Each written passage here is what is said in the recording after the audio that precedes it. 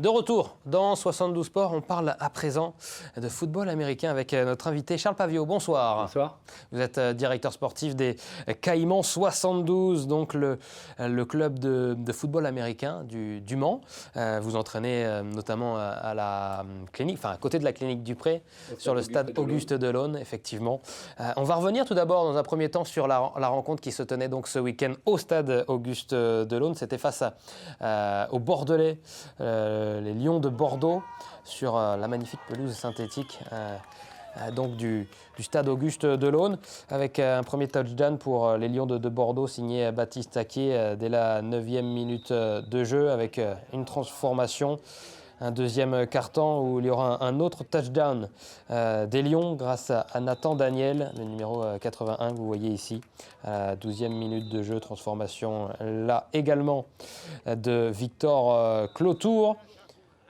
Avec dans ce deuxième quart-temps un troisième touchdown pour les Bordelais, avec Victor Clotour qui va transformer lui-même.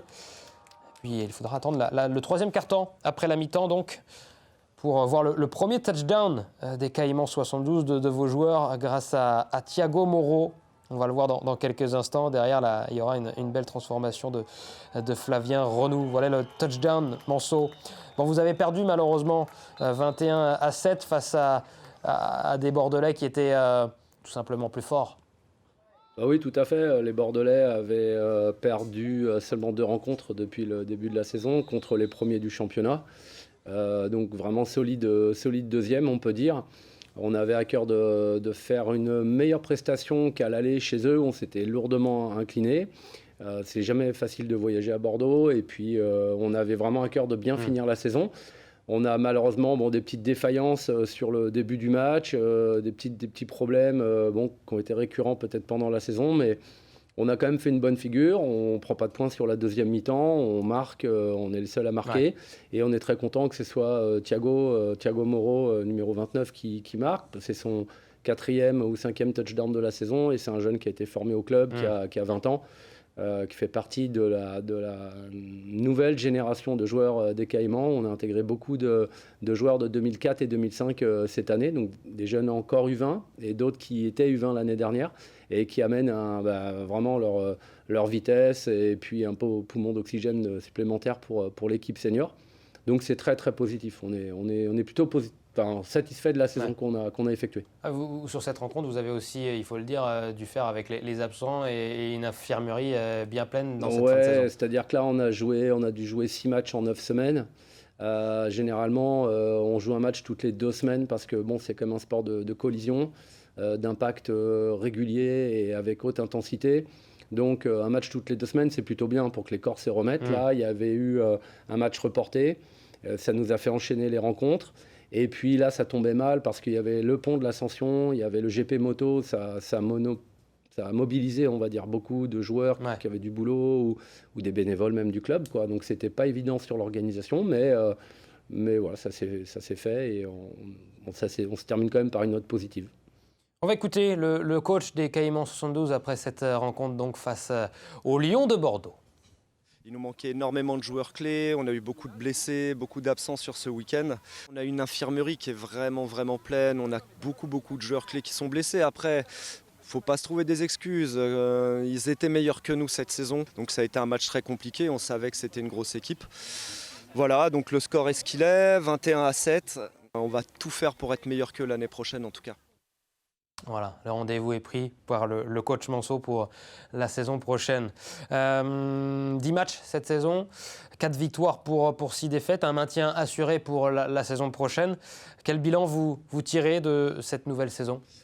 Donc c'est déjà notre 2e saison en 2e division. Donc on fait pas casque d'or. Voilà, tout à fait, casque d'or.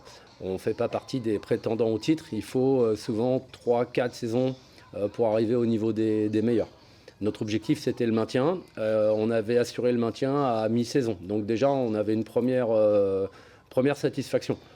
Évidemment, on est un club ambitieux, donc on avait un petit espoir d'atteindre les playoffs. Du coup, ça ne s'est pas fait, mais on est quand même tombé dans la poule où il y a les 2 meilleures équipes du championnat.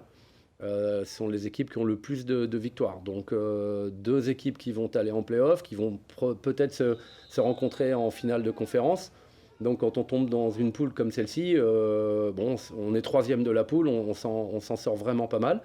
On a eu des soucis au niveau du poste de quarterback. Ça a été un peu une saga tout au long de la saison. On a eu un Américain qui est un des postes essentiels au football américain. C'est vraiment la personne qui régule le jeu, quoi. Et donc on a eu 2 jeunes du club, enfin jeunes, plus très jeunes maintenant, qui ont assuré l'intérim en début de saison, l'autre en milieu, puis pour finir avec un 3e QB en fin de saison, avec Clément qui avait fait le début et qui a terminé.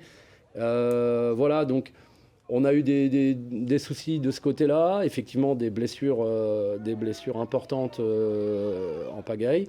Et puis malgré tout ça, on a fait vraiment bonne figure. On perd que contre les 2 premiers de l'autre poule. On bat les Diables Rouges, on bat les Spartiates d'Amiens, on bat les Chevaliers d'Orléans 2 fois. Donc c'est vraiment bien pour une 2e saison. Donc nous maintenant l'année prochaine, on se projette sur à nouveau assurer notre maintien le plus tôt possible. Et puis, si les voyants sont au vert, peut-être viser les playoffs sur une 2e partie de saison. Mais bon, on ne veut pas brûler les étapes. On sait qu'il nous faut quelques années pour se mettre au niveau de la 2e division. L'une des satisfactions également pour votre saison, c'est d'avoir pu lancer quelques jeunes, parce que les Caïmans 72, c'est aussi l'un des plus grands clubs au niveau de la formation. Et ça tient particulièrement à cœur donc, du club et à vous aussi. Ah ouais, tout à fait. Depuis le Covid, je dirais qu'on a vraiment remis l'accent sur la formation des jeunes.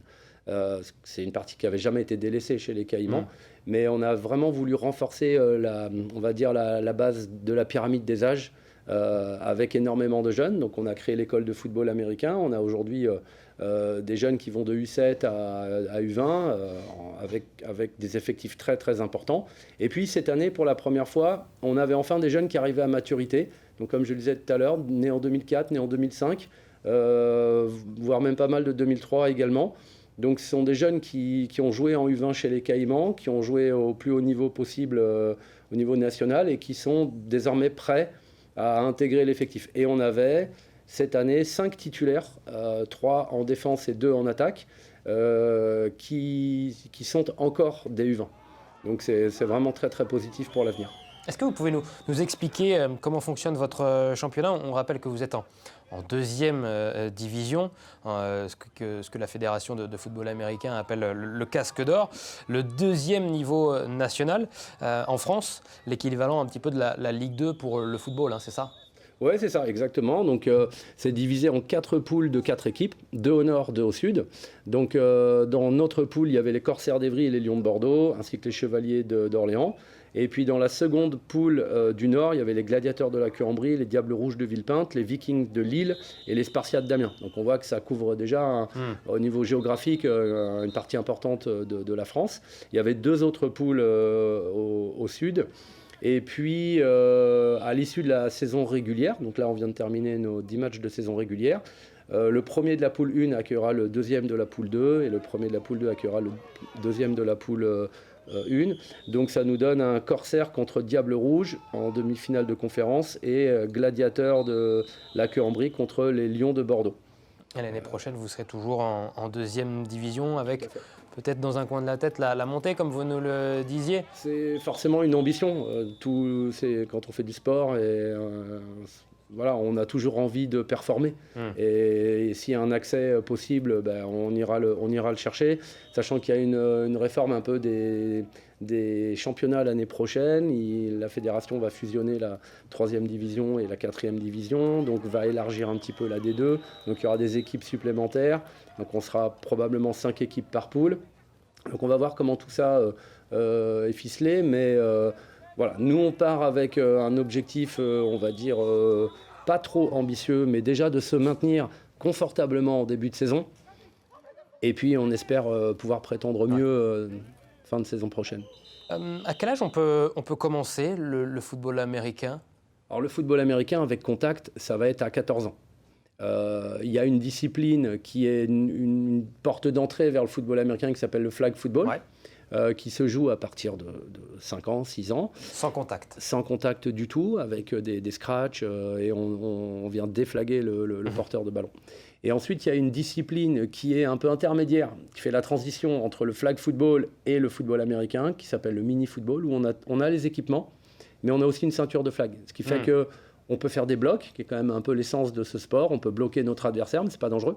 Et on ne plaque pas le porteur de balle, on lui arrache le flag. Donc nous, on a une équipe dans cette catégorie composée d'environ 25 jeunes et qui font des matchs contre Angers, contre Poitiers.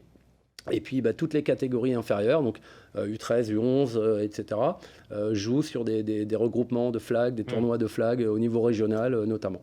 Combien de licenciés avez-vous au sein des Caïmans 72 et comment vous faites pour essayer d'avoir de nouveaux licenciés, justement, de faire battre un petit peu le cœur des Caïmans 72 en allant chercher ici et là des talents en Sarthe? Alors, pour mémoire, en 2020, il y avait 107 licenciés chez les Caïmans en tout. Il y avait 45 jeunes. 4 ans plus tard, il y a 230 licenciés pour 120 jeunes. Ça fait une augmentation d'environ 25% par an.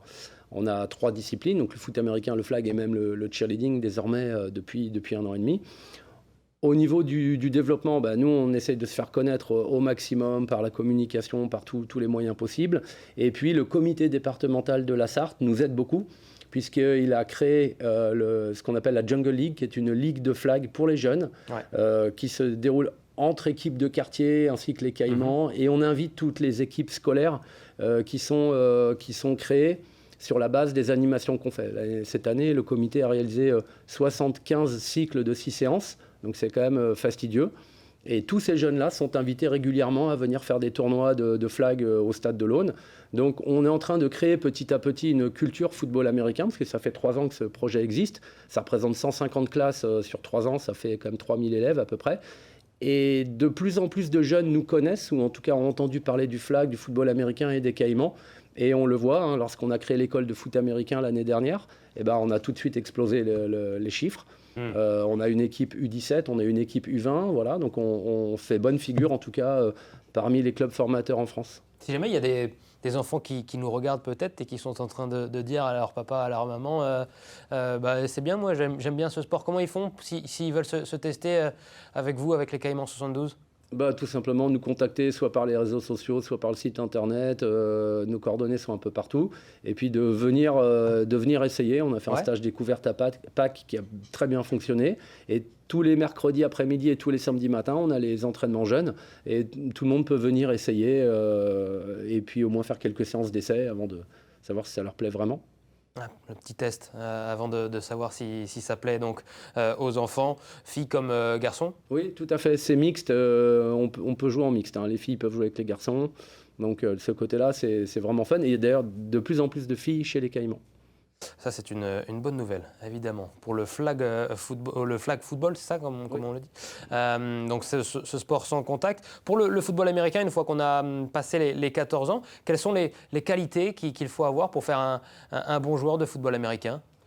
On développe les aspects principaux, la technique, la tactique, le physique et puis le mental. Donc ça s'acquiert avec le temps, évidemment. Il faut avoir envie d'aimer déjà les sports de contact, clairement, même si c'est un sport collectif de grand terrain. Il faut pas avoir peur du contact.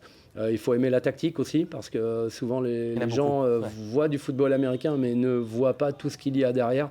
Les dizaines de tactiques à comprendre, à mémoriser, à être en capacité d'appliquer, de réaliser sur le terrain.